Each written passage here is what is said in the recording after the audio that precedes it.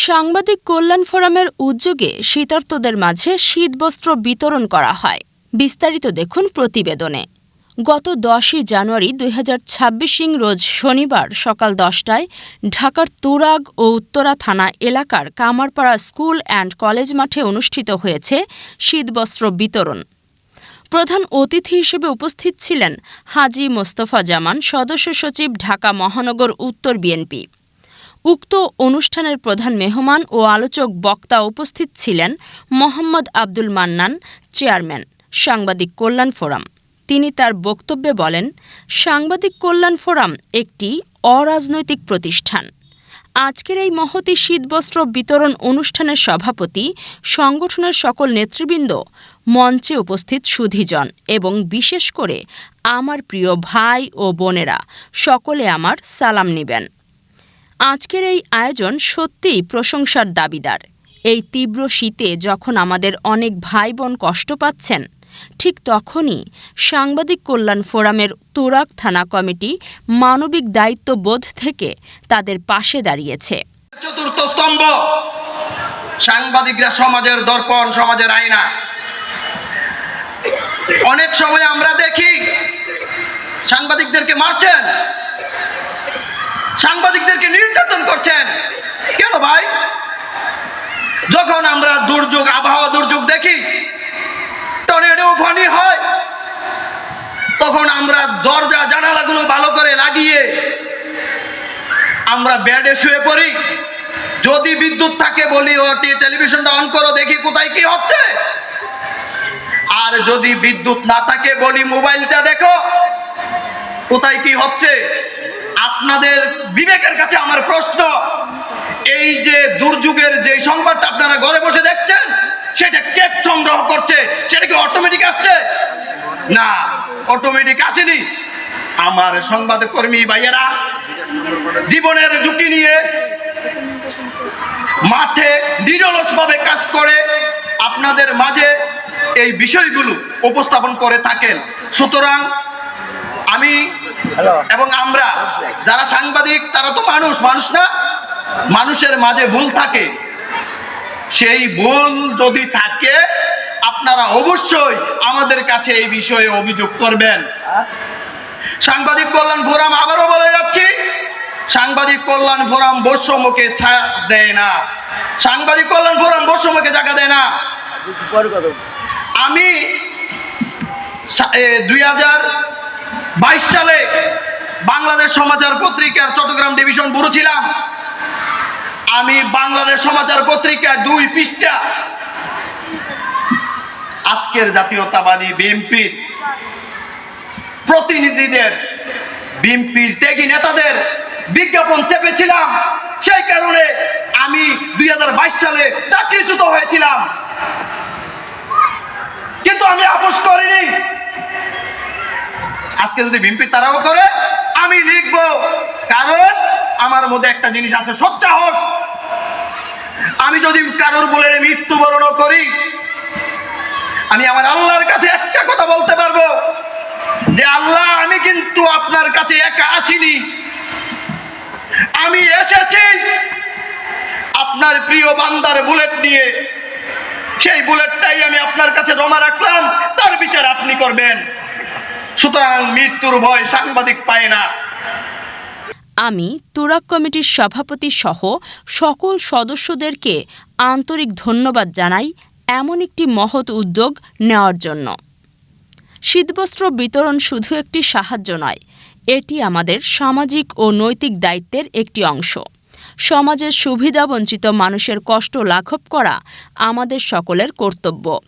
মানবিক ও সামাজিক দায়বদ্ধতা পালনে এমন কাজ খুবই গুরুত্বপূর্ণ।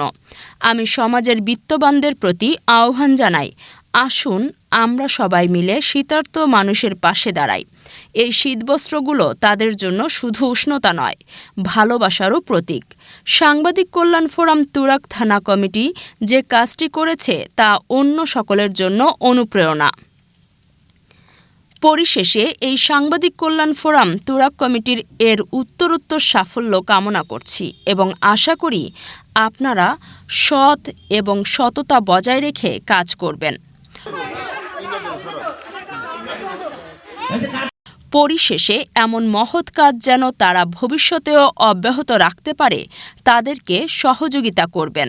এ সময় বিশেষ অতিথি হিসেবে উপস্থিত ছিলেন মোহাম্মদ আফাজ উদ্দিন আফাজ, যুগ্ম আহ্বায়ক, ঢাকা মহানগর উত্তর বিএনপি।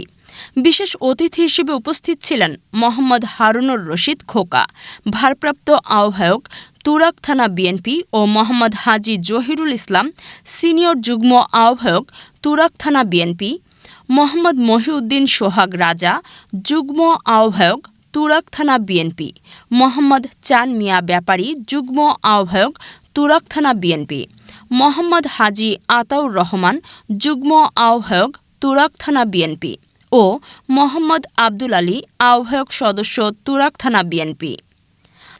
আমন্ত্রিত অতিথি হিসেবে উপস্থিত ছিলেন হাজী মোহাম্মদ শফিকুল ইসলাম, সভাপতি, ৫৪ নং ওয়ার্ড বিএনপি, মোহাম্মদ সিদ্দিক সরকার, সিনিয়র সহসভাপতি, ৫৪ নং ওয়ার্ড বিএনপি, মোহাম্মদ সেলিম হোসেন, সাবেক সভাপতি, ৫৪ নং ওয়ার্ড বিএনপি ও ব্যবসায়ী মোহাম্মদ এম এ নাইম, সাবেক ছাত্রনেতা ও ব্যবসায়ী। উক্ত অনুষ্ঠানে সভাপতিত্ব করেন মোহাম্মদ সোহাগ মিয়া, সাধারণ সম্পাদক, সাংবাদিক কল্যাণ ফোরাম। উক্ত অনুষ্ঠানের সঞ্চালনায় ছিলেন মোহাম্মদ শাহজাহান মিয়া, সভাপতি, সাংবাদিক কল্যাণ সার্বিক সহযোগিতা, মোহাম্মদ কবির হোসেন, সভাপতি, কামারপাড়া ইউনিট, মোহাম্মদ মোস্তফা কামাল, সাধারণ সম্পাদক, কামারপাড়া ইউনিট, মোহাম্মদ আক্তার হোসেন, সাধারণ সম্পাদক, ভাটুলিয়া ইউনিট, মোহাম্মদ শফিকুল ইসলাম বাবু, মোহাম্মদ মঞ্জুরুল ইসলাম, মোহাম্মদ শাহাদাত হোসেন আমির বাবুর্চি, মোহাম্মদ শফিক, সাংবাদিক সোনিয়া আক্তার, সাংবাদিক শাকিলা, অর্থ বিষয়ক সম্পাদিকা, সাংবাদিক কল্যাণ ফোরাম। সহায় পরিবারদের পাশে থাকবেন আপনাদের সহযোগিতায়, অন্ততপক্ষে তারা যেন আমাদের সাথে একসাথে তালে তাল মিলিয়ে চলতে পারে। সাংবাদিক কল্যাণ ফোরাম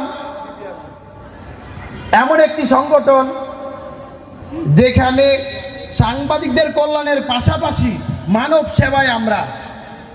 আপনারা নিশ্চয়ই অবগত আছেন, আমি এম এ মান্নান, আমার শিক্ষাগুরু আলহাজ হাসান মুর্শেদ, যিনি অপরাধ বিচিত্রা ও জাতীয় বেজাল প্রতিরোধ ফাউন্ডেশনের কেন্দ্রীয় সভাপতি এবং চেয়ারম্যান, যিনি জাতীয় প্রেস ক্লাবের সভাপতিত্ব পেয়েও তিনি জাতীয় প্রেস ক্লাবে যান নাই, কারণ তিনি সব সময় চান যে আমি বৈষম্য মুক্ত থাকব।